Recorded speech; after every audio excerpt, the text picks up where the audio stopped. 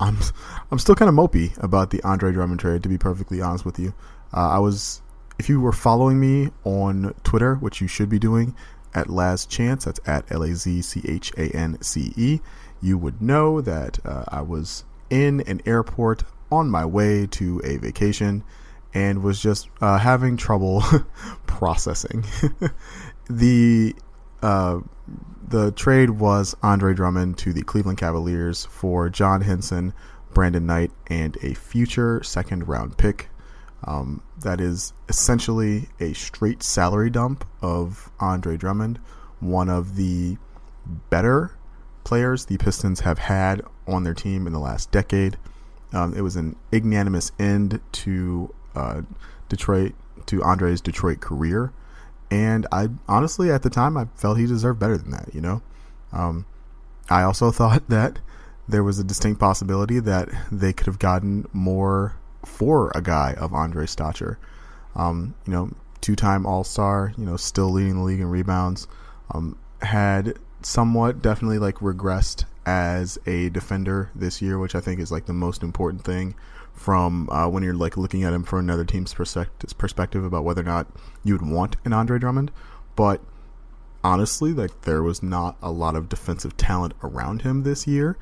He had shown last year that when engaged, he had become maybe not elite, but definitely sub-elite as a defensive center. He had finally displayed a comfort in the drop system that a lot of teams like to play. And so, I thought the Pistons could easily get a first-round pick for Andre Drummond. Maybe not a lottery pick, maybe not a top 10 pick, definitely not a top 5 pick. But the fake trade the Atlanta Hawks had, the protected Brooklyn pick this year, which is most likely going to convert and most likely going to be in the 16, 17, 18 range. I thought that was a fair draft capital return for Andre Drummond. Atlanta, of course, chose to use that pick to acquire Clint Capella, a guy who I think is worse than Andre, but one who is under contract for much cheaper and much longer than Andre Drummond is, and that's totally understandable. I also had some conversations with some people around the team, and it's been, and this has also been said publicly now at this point, that was the literal best offer you could get for Andre Drummond. And the team front office decided that they could not take the risk that Andre would opt into his player option, and they would not be able to kick off the rebuild as soon as they wanted to. To me, that was a risk worth taking because, again, I believe that if all you can get for Andre Drummond is expirings and a second-round pick, it made sense to me that if he opted into his contract this summer, you would be able to do much the same. You could find some expiring contracts.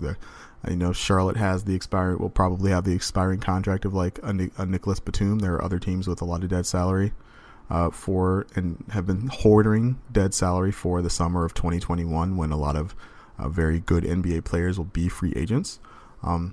As it stands, if all you can get is a future second for Andre, I felt you could do that trade anytime. But the front office clearly said, hey, no, we want to kick this rebuild off now. We want to do this immediately. I'm willing to be wrong about the Pistons being able to recoup more value in the future. But the urgency with which they decided to do this trade, very surprised me very much. Either way, Dre's gone, and I want to thank him for the memories. A lot of you guys may not that'll be sarcastic for a lot of you guys, but no, we had some good times with Andre, and he should be thanked for that. I will be keeping an eye on him for the rest of his basketball career, just to see what could have been. But now, we move on, we soldier on. Losing. So as I was on vacation, I was unable to watch the games. It's now Wednesday. I came back on Monday. I watched the New York game, the Charlotte game. I did not watch the OKC game. And what those two games were illustrative of to me was how much losing Dre highlighted the other weaknesses the Pistons have on their team. Like, yes, they did not rebound the ball against New York, and that is what killed them. Although they did a much better job against Charlotte, especially from like the guards. But that was a lot aided by Charlotte's smaller backcourt and small-ish front court just not boxing out a lot of the time. Dudes like Langston Galloway is like sneaking in for offensive rebounds, like that's a systemic thing.